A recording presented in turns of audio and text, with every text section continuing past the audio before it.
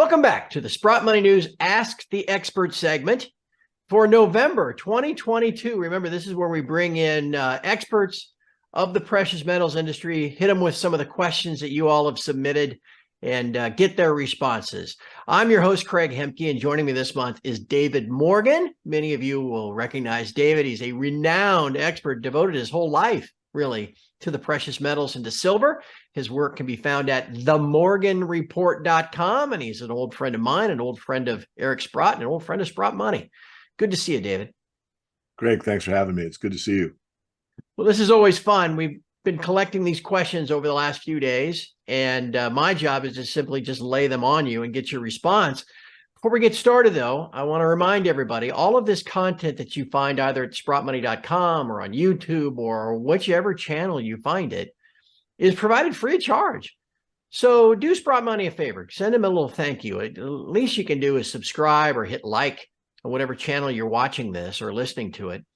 But don't forget, it's always a good time to be adding some physical precious metal, and Sprott Money should be one of your preferred dealers that you always check when you're in the market. In fact, as we record this, it is November, so we're getting ready for Black Friday at Sprott Money. Of course, big Black Friday sale can be found on their website right now. It runs through Friday the 25th. And I'm sure after that, then you can check their holiday gift guide for even more sales. So go to sprottmoney.com. Always keep them in mind anytime you're in the precious metal market. And David, I've been in the market quite a bit here lately, buying precious metal. I'm sure you have too, after this big pullback we've had, but it looks like maybe we've turned the corner. That's a good lead into question number one, which is simply put, what do you expect out of the U.S. Federal Reserve in 2023? Oh, boy, it's not an easy one. A good question. I think we're going to see more increases in the interest rates. I have two thoughts. One is that the Federal Reserve has determined they're going to just keep raising interest rates until something breaks. That's number one. I think the probability of that is less than 50%.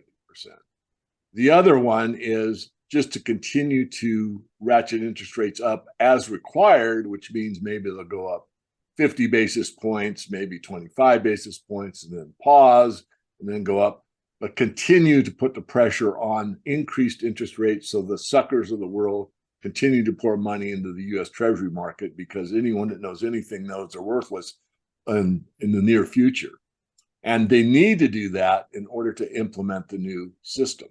So you want the dollar strong as possible until the new central bank digital currency is implemented. You don't want the dollar to get destroyed, at least psychologically in people's minds, before they get you into their new digital currency system. So that's my take. And just a stab at it, because I'm sure there was kind of implied, well, when.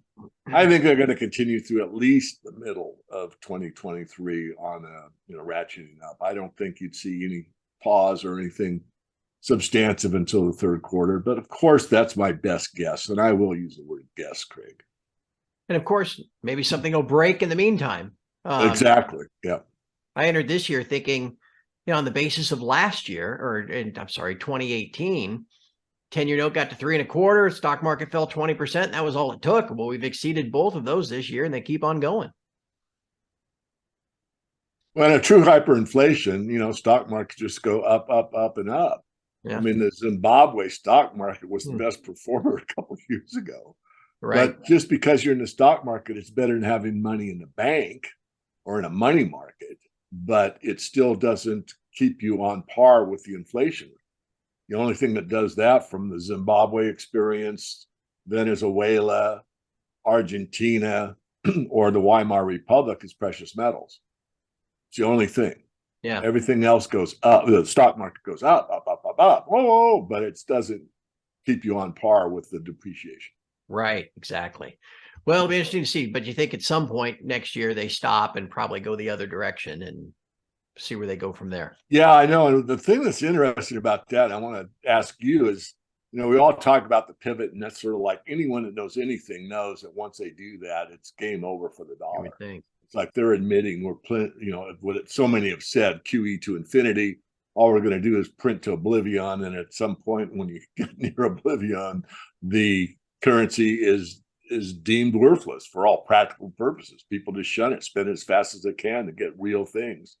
And so on that pivot, that's the presumption. Be interesting to see if, when that takes place. Again, my idea is they want to get out of this current system and into the new one ASAP, as soon as possible, and not lose too much credibility. Because if they lose all credibility with the US dollar, then how are they going to transition? It will be much more difficult. Right. Good point. All right, let's move on to question 2. I've been watching this on my side, watching copper prices. Finally, after 90 days, 120 days, break out above the 370 level, trying to turn higher. Do you subscribe to this theory of Dr. Copper being a predictor of kind of the macroeconomy or the stock market? I used to think, and it worked for decades. I still give it some power, but I think oil is more important now. So I look at what the oil market's doing. Copper does give us some indication, but there's a little bit of psychology behind copper now with the EV situation and how much is needed for electric vehicles. Yeah. So there's a little bit of bias in it now, but I do look at it. I'm neutral. I wouldn't say I'm bearish on copper, but I'm kind of neutral on it. My main thesis is the contraction in the global economy as the financial system continues to expand. So if you have more pieces of paper chasing a contracting economy, that means higher prices across the board. Yeah. And that's exactly what we're seeing. So in a contraction, there's going to be less availability to go into a new copper mining project, for example. Plus, if you factor in the energy cliff and look at what the oil situation is, real or contrived, it's still reality, which means less energy, which means everything gets hurt, especially highly intensive energy programs like mining. Yep. And that impacts physical supply. I don't want to get to that. Well, you know what? I'm going to shift up the question. I mean, that was going to be question 4. I'm going to move this to question 3. As we record this on the 18th, news came out today at annual projections out of the Silver Institute, projecting what we've talked about and maybe known about for years, which is a silver supply deficit. Even when you factor in a global mine supply, all of the recycling, on just their base assumptions about industrial demand and investment demand, they're forecasting almost a 200 million ounce deficit next year in silver supply. I don't know how, is that even a question? What do you make of that, I guess, is the question, David? Well, it brings back to when I started, the older domain, silver-investor.com, and, went around the world telling everybody, how great the silver investment possibilities were. We've been in a deficit from 1990 to 2005 or 6 for an average of 100 million ounces per year for 15 years, Greg. That totals 1.5 billion ounces. And we started somewhere around 2 billion. So we're down to 500 million ounces at the 2005-2006 timeframe. So if supply and demand actually worked and you had that much of a supply deficit going on for over a decade, and you saw that pitifully small amount of silver above ground, you'd think the price would be skyrocketing. But if you check the price in 2005, it's not the case. Yeah. It took 5-6 years later where we got back to the nominal high of 50. And stockpiles were increasing from about 2006 up. So I am going to answer a comment. So 200 million ounces is double the annual deficit that was taking place in those other years. And I just did my weekly perspective. People can get on my blog and listen to it, but I focused on that. And I don't think it's going to go for 15 years. It would certainly be interesting if it did, but it shows you the power of silver. And most of that, well, it's really both cases. It's investment demand and it's industrial demand. When we started with the projection of solar back, I think I started talking about it in 2000. And then I re-upped my analysis in 2010. The projection was, growth in solar. Right now, solar is about 10% of the industrial demand on silver. And a lot of that really cannot be recycled very easily because of the toxins that are in the panels. So still very bullish, but I think it's very interesting to get this. And I, again, read the article, one more comment. And of course, Philip Clapwick, who I know, said, well, yeah, and there's been the drainage off the COMEX and the LBMA, but there's still plenty of stuff. We'll see. Yeah. Yeah. All right. We're halfway done. Let's go to question 4, which had going to be question 3 until I shifted them up a little bit. In your mind, is it better, and again, not getting into investment advice, but for the average investor, is it better for them to buy individual silver miners or just get more blanket coverage with an ETF like the SILJ or the SGDJ, which is the Sprott managed ETF? Yeah, if I was going to tell my, sister or family member, picking individual stocks is tough. I'm good at it, not perfect, but I would actually go to a mutual fund, a good gold mutual fund. Yeah, you're not going to get the case, or you could go with the ETFs. I'm not a real strong ETF guy, but either one, but definitely spread the risk, get some professionals in there, let them manage your money, and you're going to ride the wave. And there's advantage and disadvantage. The advantage is that it's on aggregate. So if the whole system or the whole trend is up in silver, for example, you will get gains and they will be leveraged. On the other hand, if you pick the correct silver stocks, you probably outperform. I've usually outperformed in a good year, you name the gold fund. But, it takes work, and there's entry and exits, and you got to be willing to take a profit and all that. So I'd say for most people, just get a mutual fund or an ETF. I want to make one more comment, and that is there aren't any, to my knowledge. Well, there's one. It's an ETF. I was going to say there isn't, to my knowledge, any silver mutual fund anymore. And back when I was younger than you, there was the Fidelity had a silver fund and Lexington had a silver fund. I believe it was the Lexington silver fund is the way I would run it. They had silver bullion and silver mining stocks, top tier, mid tier, and speculations. So you basically got the Morgan report if you bought the Lexington silver fund. And I do more than silver. I want to make that clear. I mean, I rebranded the Morgan report because it covered all the resources: copper, lithium, cobalt, battery metals, rare earths, and all that. But obviously, silver is still something I spend a lot of time. Yeah.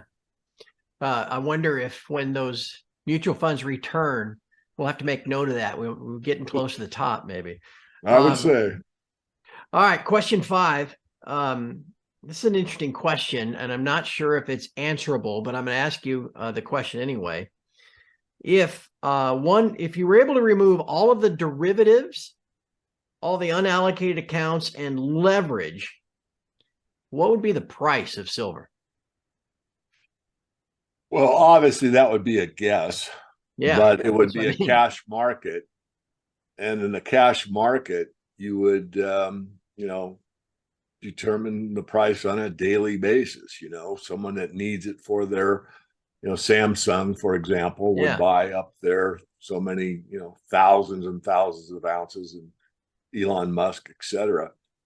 I think the leverage, it was a round number, looking at, not the over-the-counters, which we don't really know, but I think we could be conservative, say, 10 to 1. I mean, we could argue it's 100 to 1. I think you'd use that factor. I think if you took silver's price and looked at it in real terms, meaning from 1980, the average price after the silver peak was $20 an ounce for all of 1980. And if you went out a year before that, the all-time high of silver was $6 in January 1979.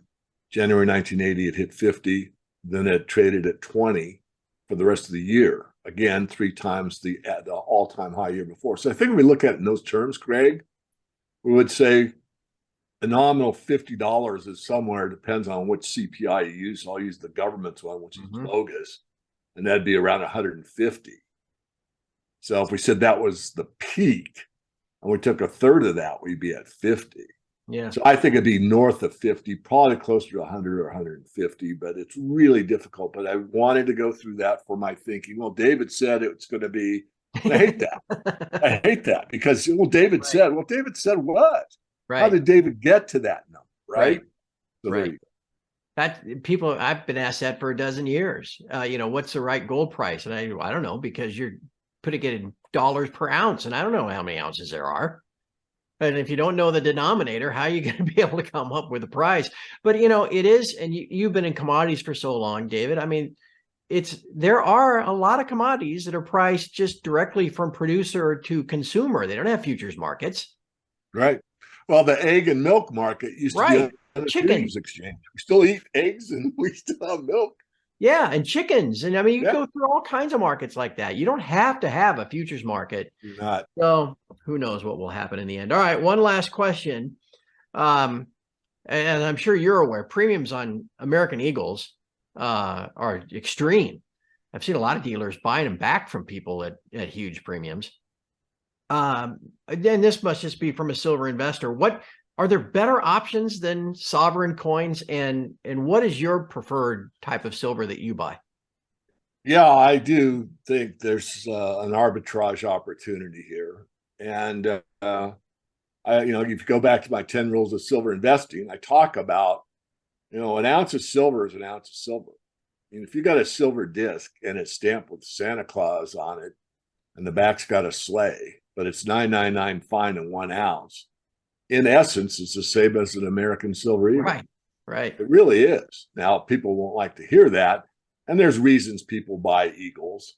But at the end of the day, premiums usually shrink, which means you're going to get paid approximately the same for that Santa Claus silver round that you will an American silver eagle. Now, that's not the case right now and here. And I understand that. And I understand why, because the demand side is so strong. But for me, many of my, members have asked what to do. And of course, I can't give individual advice, but I have said, well, if it were me, I'd do a 50-50. In other words, if I had 10 monster boxes, I'd sell 5 at the premium, take that and put it into silver bars, capture a lot more silver that way. Yeah. And if you're wrong and the premiums continue to increase or stay high, you haven't made a mistake. You made half a mistake, right? Yeah. Because you still have both. Yeah. But to not capture the premium, in my opinion, is also a mistake. Yeah. And the bag market, I mean, I'm thinking about selling some of my bag inventory because, I've collected several bags over the years and they're sitting at about as big a premium as the silver eagles are. Which again, and if you can multiply the amount of silver that you have by 25%, maybe. Yeah. Why not? Well, I talked to one of my dealer friends yesterday, and he talked about $1 million account that swapped bags for bars, and it came out with 22% more silver. There you go. That's about what the math is. So it's something to, again, it's very easy. Like we talked about the ETF thing. You could just kind of passively hold it, and that's what I do. Yeah. But well, it was $1 million account. Sorry to interrupt you, Craig. Didn't mean to. It was $1 million account. So now it's 1.2 million. It's pretty easy to do. They made 220,000 on that spot. Yeah, take advantage of it. So anyway, David, interesting times, and I'm sure as we get through the holiday season here and we flip the calendar, certainly looks like it's going to be an interesting year in 2023. I remember thinking the only thing predictable about this current year was that it was going to be unpredictable and volatile. Yeah. Probably the same thing for next year. And it's always a pleasure to visit with you. Like I said, you've been an old friend of mine and of Eric Sprott and of Sprott Money.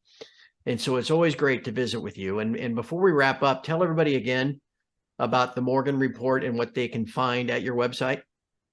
Sure. It's themorganreport.com. Get on our free e-letter, please, and then go to the blog. And on the blog, I put up most of the interviews I do for public domains. And also over on the right-hand side, there's direct links to our LinkedIn, our Twitter feed, which is pretty active on Twitter. I have 2 people that can access my account. So everything that goes up on Twitter isn't necessarily from me, but most of the time it is. And that's it. I'm here to be of maximum service to others to try to get us through this financial conundrum, which of course is economy based. And as I said earlier, my take is it's not the brightest economic system going forward, but humans are resilient. They're beautiful. They have something that's higher powered, in my opinion, and we will get through and hopefully come through the other side better than ever before. Yeah. The only word of caution I'd add, David, is, people should avoid kind of fly-by-night flash in the pan types, and you haven't been doing this very long. So I would. Yeah, right. There we go. Thanks for that. How many years, David? Oh, geez. Well, I, caught the silver thing when I was 11 years old when the, coinage got ripped off. And I started trading stocks at 16. But as far as silver is concerned, 1980, how old would I be? 27. Around 23, 22, 23 is when I really got serious about the metals market. So just a couple of years ago is all. Yeah, just a few. All right, my friend. Thank you. And again, everybody listening, please thank Sprott Money for this content. Stop by sprottmoney.com for the Black Friday sale or for the holiday gift guide. And then be sure to check back next month. We'll have all the same content, precious metals projections early in the month, Ask the Expert, and of course, the monthly wrap-up, yearly wrap-up, which might be kind of fun too. So thanks everybody for watching. David, thank you for joining us, and have a great Thanksgiving. All right. And from all of us here at Sprott Money News and sprottmoney.com, thanks for watching, and you have a great Thanksgiving as well.